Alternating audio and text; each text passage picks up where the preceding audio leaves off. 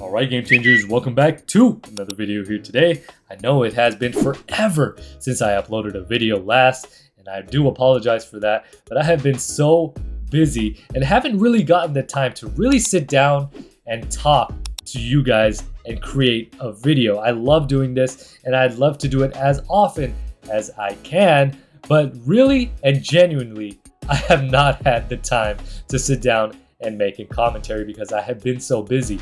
As you guys know, the past month in December, I was out in Mexico, Puerto Vallarta to be exact, for my brother's wedding, and I was out there for 7 days. And especially when you're involved in the wedding, you're the best man and your family, it obviously takes more time and you have to do a lot more than if you were a guest just simply attending, right?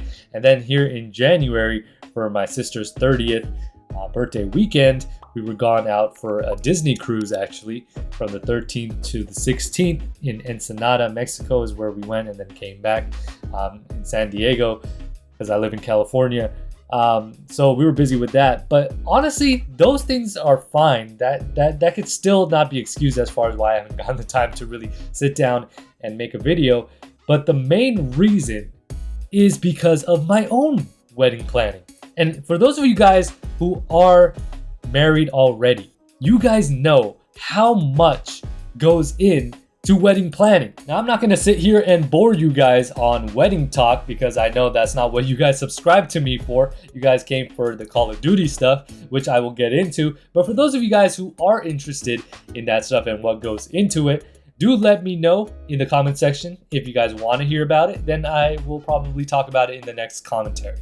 But anyways, let me talk a little bit about Call of Duty. And honestly, I have not had that much time played recently in Call of Duty. But one thing that really stood out to me that was interesting was skill-based matchmaking talk and what Call of Duty has not done and what another game, more specifically a game that I play on the regular called Apex Legends, has done. And Call of Duty should take note of this and do something similar. They should take a page out of Apex Legends book and do this one thing that is really significant, which actually surprised a lot of the gaming community. There was an Apex Legends matchmaking update in which they had a blog post on their site really explaining in detail how their skill-based matchmaking system works.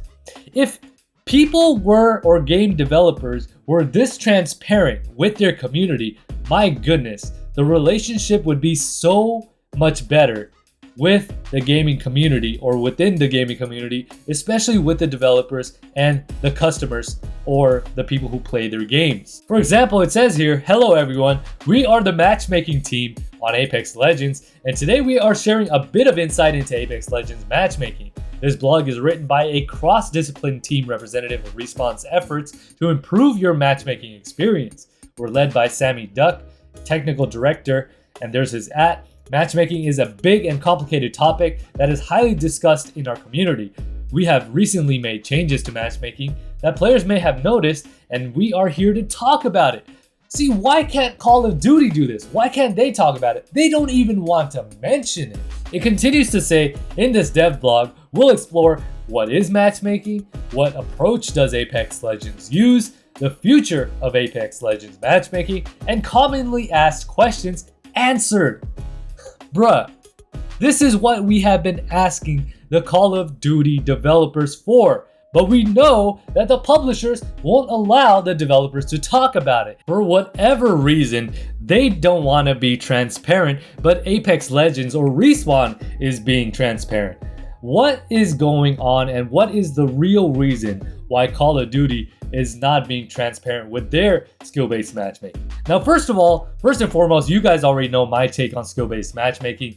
I don't love it at all. I don't even like it. I wish it wasn't even in Call of Duty. I wish it wasn't even in gaming in general. I loved gaming back in the day in multiplayer where we did not have to worry about skill-based matchmaking. Skill-based matchmaking really does cater to noobs more than anything else. And also, just want to make a quick point, because I know for those of you guys who are like, oh, he just wants to stomp on noobs all the time. That's not true, because that gets boring.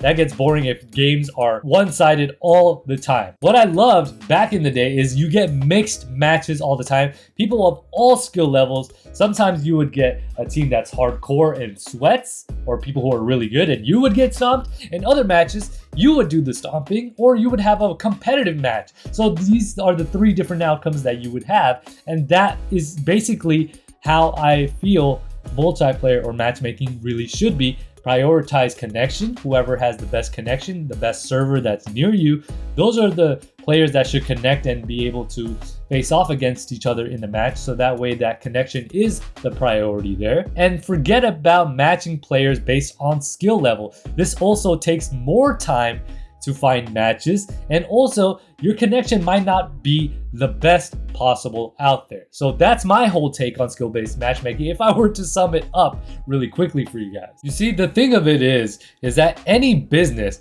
to be able to build that trust, should be built on transparency.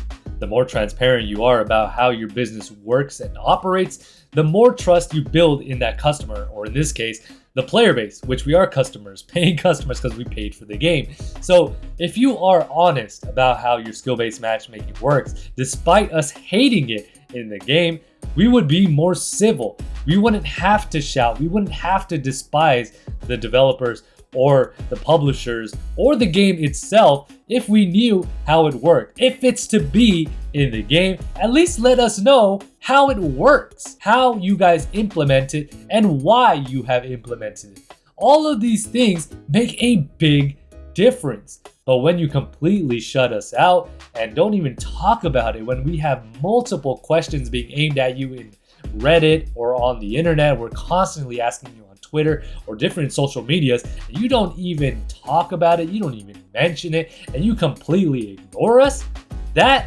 is not a healthy relationship. And that's why a lot of people have this gripe with Call of Duty.